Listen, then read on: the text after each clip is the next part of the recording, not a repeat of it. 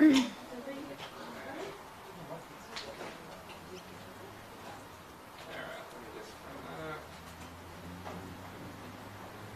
the club president.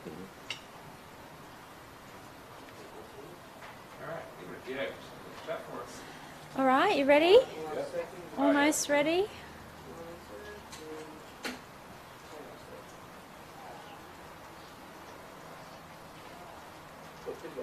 You're good to go? All right, fantastic to be here at Brothers St Brendan's in Rockley with the club president, Aaron, to announce today a supersized round of the Gambling Community Benefit Fund for those clubs who have been hit hard by natural disasters. You can still see here at the club there is so much still to do after the devastating floods, and we know that Rockley was the hardest hit suburb here in Brisbane. And we also know that our community clubs and our not-for-profits do so much for our local community, and they are often in some of the most flood-prone areas. So it's wonderful today to be able to announce this supersized disaster round. Clubs that have been affected by natural disasters for the past 2 years can apply for up to $100,000. So we've brought together two of our usual rounds for the Gambling Community Benefit Fund and said very clearly we want to make this about supporting our community clubs who have been hardest hit. As you can see here, the club experienced severe flooding. The entire bottom floor of the clubhouse went under. They've lost all of their equipment. They also experienced looting, copper pipes, which means they couldn't use their bathrooms. It is just devastating. And of course, in so many situations, clubs like this don't have insurance for flood. So anything we can do as a government to get them back on their feet, to get the community spirit back up and running, back at this wonderful club. And I know that there are so many other clubs like this right across Queensland. So today is excellent news for our community clubs and our not-for-profits. The supersized disaster round will open in a few weeks, May the 16th. So please make sure, get your applications in. I know that so many of you will be wanting to replace furniture and equipment, or, you know, have some funding for building repairs. Now is the time to get your application in, and I'm really pleased that the Gambling Community Benefit Fund can help. I'll hand over to Aaron and then we'll take your questions. Cheers. Yeah, so as you're all aware, Brisbane was inundated with a massive flood event in the end of February. Our club was obviously heavily impacted. Our community, our local community, our members have done a great job in getting us back to where we are at the moment through working bees and the likes. Obviously there's still a lot of work to be done, and you know, it comes at a cost. So we welcome the Community Gambling Fund super round for the disaster victims, and we're looking forward to applying for this. Thanks, Aaron. I might ask you a couple of questions. Yep. In terms of the damage, Oh, sorry. do you sort of have an estimate of how much it's all going to cost, and how long it would take you to? Yeah, look, in 2011 they spent a bit over $1 million in repairing the facility to what it was before this recent flood event. So in today's terms of money, we're probably up around the $1.5–2 million mark, depending on trades and whatnot. So, yeah. Not for flooding, no. Apply for these grants. Basically, that's all we can do: fundraise, do all those types of things to try and get some funds in the bank to replace what we've lost. Yeah. It's a small amount, you know, for the work you've got ahead. Is there a chance, like, you know, that you won't be able to get back on your feet?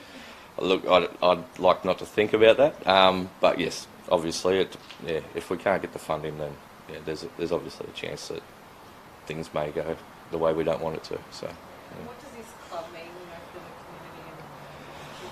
community? Yeah, it's been around since 1954. It's a big part of the local community.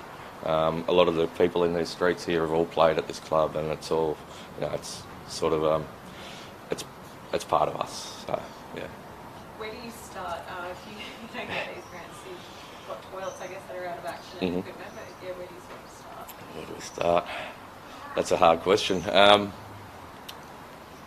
Obviously, getting our players back on the field at home here is our main priority. So that includes getting dressing sheds and toilets up and running as a minimum. All the rest, you know, can come later at a later stage, but that's our main focus. Yeah. So. Could you say your name and spelling for the tape? Aaron Bollinger, Aaron Bollinger. No problem. Thanks, Aaron. You're welcome. Any questions? I just wanted to clarify, is out of the gambling funds, would you say? Yes. You know, something that community groups can normally apply for, but that cash has been taken out of that. So we've combined 2 rounds from later in the year and brought them forward and made it a supersized round. So normally community groups and not-for-profits can apply for up to $35,000, but in recognition of the huge damage that so many of our sporting clubs and not-for-profits have experienced, we've made it a supersized round. And as I said, any clubs that have experienced flooding or any impacts from natural disasters for the last 2 years can now apply for up to $100,000. So we've sort of brought the money forward and put it together so that it can be used to its greatest benefit. There's other questions. Sure. Why do you think WellCamp is still good value for money? Look, I understand there's about over 70 people still quarantining there today. I think it's great that the government can have a facility like that. We don't know what's around the corner. I understand discussions will be happening with the cruise ship industry in the coming weeks about people that test positive on a cruise ship. So I do think it's great that Queenslanders have a facility that can help quarantine people who may not have a permanent place to quarantine in, and it keeps Queenslanders safe. Do you still think 1,000 beds are needed though?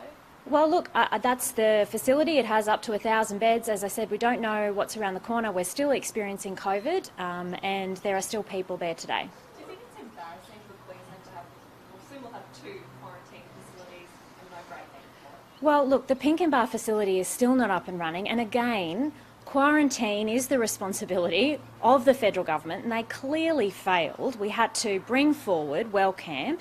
It was much needed. I think Queenslanders can have confidence that we have this facility now that can keep people safe, and we are still in COVID. Do you think the facility at Pinkenbar, given that we've got one, is a waste of money? Well, look, again, this came back to the federal government not stepping up and doing what it was responsible for, and that was quarantine. So we acted, it has been used, it is still being used, and I believe it will continue to be used going forward at WellCamp. That use going forward, I know you mentioned the cruise ship industry before. Is it just quarantine that we're looking at going forward? Are there other potential uses on the cards? At this stage, all I'm aware of is that we are using it for quarantine, and as I said, those discussions with the cruise ship industry will begin in coming weeks. Do you think there should be at any stage the chance for Queenslanders to find out how much it costs? Look, I understand those questions have been canvassed at length, and the acting Premier, of course, was asked questions yesterday. I understand that's commercial in confidence, and they've released the costs that they can release. But again, this is about Queenslanders knowing that there is a facility there, no matter what happens around the corner, that means we can keep Queenslanders safe. And that's what our government has been focused on during COVID. And I think for the most part, we've done an excellent job here in Queensland, and Queenslanders have done an excellent job. And it is great to know that we have this facility should we need it. There's a lot you said about the facility and in the future, I guess, and it popping up with value to money, but do you think we've gotten enough from it so far? Absolutely. As I said, there's still 70 odd people there today. So, this has been part of our keeping Queenslanders safe during COVID, and I think it will continue to play that role going forward. Oh, look, I understand the federal government are pushing ahead with that facility, but look, it's still not up and running. Clearly, we did need to act and make sure that we had a facility like WellCamp. In terms of these COVID changes, families, there's been concern that families of 5 or 6 are going to be out of pocket hundreds of dollars to pay for these tests that they get every second day. Do you think that's a good decision to make them have tests every 2 days? And is there any talk or funding, I guess, for families to be compensated? Look, what is really hard for families is when people can't get to work. Particularly people working in hospitality where they, may be working casually. Being able to get back to work is the best thing that can help families. So yes, I understand having to take a test every few days, is some inconvenience to families, but at least they can get back to work, and this is all about living with COVID. And we do want to still make sure that people with COVID aren't out and about. So if someone in your household tests positive, it just means that you have to regularly test, but it does mean you can get back to work, and I think that's the best thing that can help families. Do you think the big people that are identified as a close contact, and it is up to them to go and do those tests, or how will it be monitored? Do you think people will actually follow Well, look at what Queenslanders have achieved in the last 2 years. We have been so good at looking out for one another, for complying with all of the COVID restrictions. Look at how we have worn masks, we have complied with all of the directions from the Chief Health Officer. I absolutely have faith that Queenslanders will do the right thing, and no one wants to be out there giving COVID, to the elderly parents. So I just think that Queenslanders now know that if someone in their household tests positive, they can still go to work and earn a living, but they do just have to take some extra precautions, such as wearing a mask and taking a test. Do you have to do that if you've recently had COVID in the last 3 months? I'm not sure about that. I understand that you do, but I'm happy to get you that information from the Chief Health Officer. Were you surprised? Sorry. Epidemiologist says we'll see deaths rise as a result of these restrictions relaxing. Is it premature? Well, look, again, throughout this entire pandemic, we have taken the advice of our Chief Health Officer, and I think that has served Queensland pretty well during COVID. So if the advice is now is the time to relax some of these restrictions and, allow Queenslanders to get to work, to earn a living, then I think we'll take that advice. Were you surprised by any of the observations in Peter Coldrake's report? Look, I think Peter Coldrake outlines in his interim report a number of findings that have been well documented as challenges for Westminster governments across the world. How to build a modern, capable public service with diversity, and as the Minister for Women, that's something I'm particularly interested in. How to make sure that younger ministerial advisors are properly trained on their role and the role of the public service. How to make sure that our lobbying, architecture is fit for purpose for modern day. So I think he goes to some length in his report to say that these are challenges faced by governments across the world. Queensland is not unique here, but what I'm really proud of is the fact that Queensland has asked Professor Coldrake, an incredibly experienced individual looking at governance and government, to review accountability and culture in the Queensland government so that we can put in place even stronger accountability and integrity measures. So I wasn't so much surprised by some of the findings. As I said, a lot of them had been well documented in governments across the world, but I am really proud that we have asked him to do this review so that we can do better and we can provide even better services for Queenslanders, and Queenslanders can have confidence in our government. Had you experienced any of the observations, so to speak, in the report in terms of ministerial staff or a DG?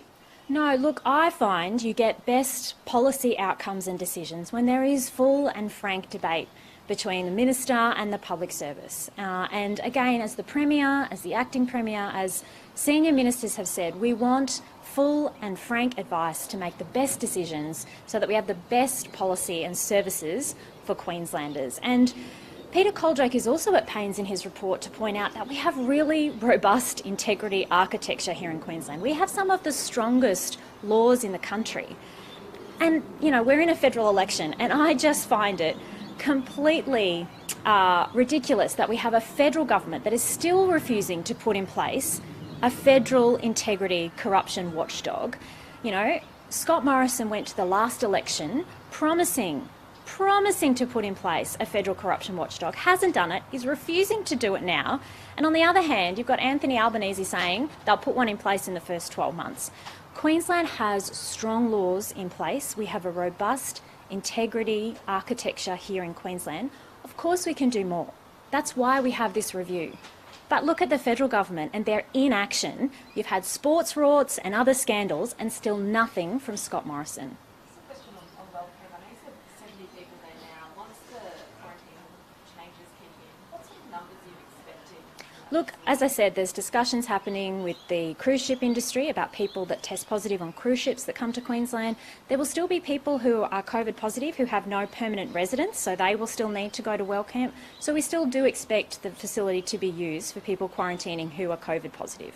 Possible we could have days where there's just no one there. Look, again, have to talk to the Chief Health Officer about that, but certainly we do understand that it will continue to be used because there will continue to be people who test positive who have nowhere else to go, and that's why it's great that Queensland has this facility. All right, thank you. Are you happy for them?